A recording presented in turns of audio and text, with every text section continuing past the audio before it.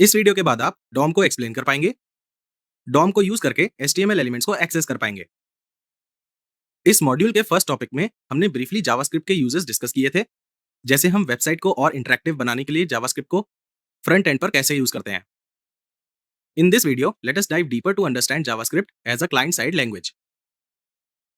JavaScript, जैसा कि आपको ऑलरेडी पता है, एक क्लाइंट साइड स्क्रिप्टिंग लैंग्वेज है, जिसका मतलब है कि ये वेब पेज लोड होने के बाद यूजर्स के ब्राउजर पर एग्जीक्यूट होती है। और इस वजह से इसके दो स्पेशल फीचर्स हैं। पहला, जावास्क्रिप्ट की हेल्प से हम बहुत सारे यूजर एक्शंस को जावास्क्रिप्ट इवेंट्स के फॉर्म में कैप्चर कर सकते हैं। फॉर एग्जाम्पल, जब हम किसी वेबसाइट को देखते हैं और हम क्लिक या हवर करते हैं या फिर कीबोर्ड से की को प्रेस करते हैं, तो जावास्क्रिप्ट इस इंटरेक्शन को कैप्चर करती है। दूसरा, जावास्क्रिप्ट को यूज करके हम वेब पेज के एग्जिस्टिंग HTML एलिमेंट्स में चेंजेस कर सकते हैं, even after they have been rendered by the browser. ये चेंजेस किसी भी यूजर इंटरेक्शन की वजह से हो सकते हैं, जैसे क्लिक, हवर या फिर कीबोर्ड की कोई की प्रेस करने से। देयरफॉर ये जावास्क्रिप्ट को highly interactive web pages create करने की पावर देता है, जिसका मतलब है कि जब भी यूजर कुछ करता है तो स्क्रीन पर कुछ चेंज हो जाता है। चलिए देखते हैं कि हम जावास्क्रिप्ट इवेंट्स को कैसे कैप्चर करते हैं। पर उससे पहले हमें यह समझना होगा कि जावास्क्रिप्ट वेब पेज के HTML एलिमेंट्स को एक्सेस कैसे करती है। हम वेब पेज के HTML एलिमेंट्स को DOM यूज करके एक्सेस कर सकते हैं। DOM stands for document object model. ये एक प्रोग्रामिंग इंटरफेस है जो हमें वेब पेज के HTML एलिमेंट्स को जावास्क्रिप्ट ऑब्जेक्ट्स के फॉर्म में एक्सेस करने में हेल्प करता है। जावास्क्रिप्ट में डॉक्यूमेंट नाम का प्री डिफाइंड ऑब्जेक्ट होता है, जिसमें कुछ प्री डिफाइंड प्रॉपर्टीज और मेथड्स होते हैं। इस डॉक्यूमेंट ऑब्जेक्ट और इसके मेथड्स को यूज करके हम वेब पेज के किसी भी HTML एलिमेंट को एक्सेस कर सकते हैं। चलिए इसे इन कोड स्निपेट्स की हेल्प से समझते हैं। आपको पता है कि जब भी हम जावास्क्रिप्ट कोड को लिखते हैं, एसेंशियली दो फाइल्स होती हैं जिस पर हम कोड्स को लिखते हैं। एक होती है HTML फाइल और दूसरी होती है जावास्क्रिप्ट फाइल, जो HTML फाइल में स्क्रिप्ट टैग्स के अंदर इंक्लूडेड होती है। तो यहाँ पर हमारे पास एक कोड स्निपेट है जिसे जावास्क्रिप्ट फाइल में इंक्लूड करना इंपॉर्टेंट है, और हमारे पास ये HTML कोड है जिसे HTML फाइल में इंक्लूड करना इंपॉर्टेंट है। अगर आप ध्यान से देखें तो यहाँ पर डॉक्यूमेंट ऑब्जेक्ट है, और इस डॉक्यूमेंट ऑब्जेक्ट में गेट एलिमेंट बाय आईडी नाम का एक ऑब्जेक्ट है। इस मेथड नेम में यूज किए गए कैपिटल लेटर्स को ध्यान से देखिए। Now this method takes a string that denotes the ID attribute of any HTML element. इसका मतलब है कि इस केस में get element by ID method उस HTML एलिमेंट को रिटर्न करेगा जिसका ID attribute is set as ABC। आपको पता है कि जब भी हम किसी HTML एलिमेंट को आईडी एट्रीब्यूट असाइन करते हैं, तो हमें पता होता है कि वेब पेज पर एक से ज्यादा इस टाइप का HTML एलिमेंट और नहीं है, अदरवाइज हमने क्लास एट्रीब्यूट को यूज किया होता।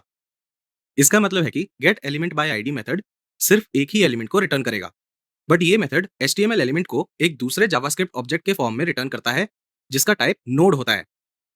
अगर आप ये सोच रहे हैं कि नोड ऑब्जेक्ट क्या होता है, तो don't worry, let me explain it first.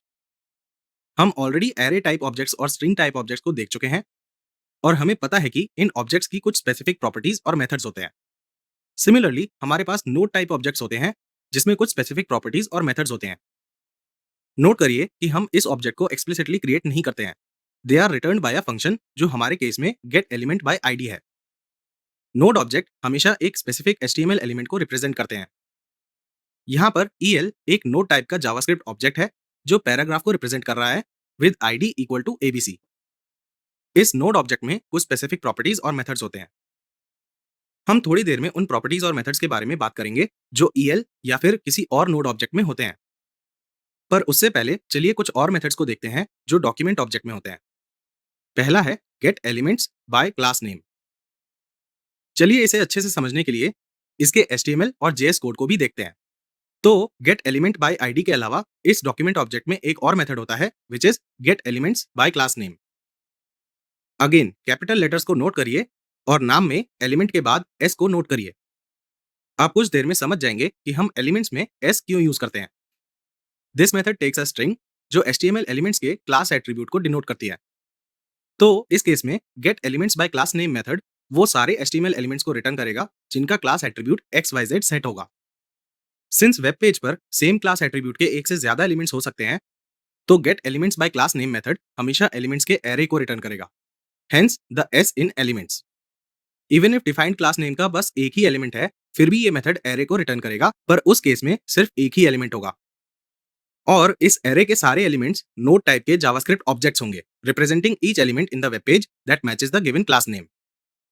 इस केस में ELS एक एरे है जिसमें दो ऑब्जेक्ट्स हैं, एक H1 को रिप्रेजेंट कर रहा है और एक P को रिप्रेजेंट कर रहा है, क्योंकि ये दो एलिमेंट्स हैं जिनका क्लास नेम XYZ है। चलिए अब नेक्स्ट मेथड पर चलते हैं, जो है gate elements by tag name. ये मेथड स्ट्रिंग को लेता है जो टैग नेम को डिनोट करती है। इस केस में get elements by tag name method सारे P एलिमेंट्स या पैराग्राफ एलिमेंट्स को रिटर्न करेगा। अगर हमारे HTML में ये एलिमेंट्स हैं तो हम इसे कोई भी टैग नेम दे सकते हैं, जैसे A, H1 या div as a string. Get elements by tag name method भी एरे को रिटर्न करेगा और इस एरे के सारे एलिमेंट्स जावास्क्रिप्ट ऑब्जेक्ट्स होंगे जिनका टाइप नोड होगा। लास्टली हमारे पास एक और इंटरेस्टिंग मेथड है, क्वेरी सिलेक्टर ऑल। ये मेथड स्ट्रिंग को लेता है जो CSS सिलेक्टर को डिनोट करती है। इस केस में क्वेरी सिलेक्टर ऑल मेथड सारे HTML एलिमेंट्स को रिटर्न करेगा जो CSS सिलेक्टर .xyz को मैच करेंगे, meaning having the class attribute set as XYZ। यहाँ पर हमें CSS सिलेक्टर को वैसे ही लिखना होगा जैसे हम अपने CSS में लिखते हैं। .xyz में आप डॉट को नोटिस करिए। और हम कोई भी CSS सिलेक्टर को यूज कर सकते हैं, जैसे div greater than P, div A, etc। Query selector all method भी एरे को रिटर्न करता है और इस एरे के सारे एलिमेंट्स जावास्क्रिप्ट ऑब्जेक्ट्स होंगे जिनका टाइप नोड होगा। तो इस वीडियो में हमने ये पढ़ा कि डॉक्यूमेंट ऑब्जेक्ट में कुछ प्री डिफाइंड मेथड्स और प्रॉपर्टीज होती हैं। मेथड्स को हम ऑलरेडी डिटेल में कवर कर चुके हैं।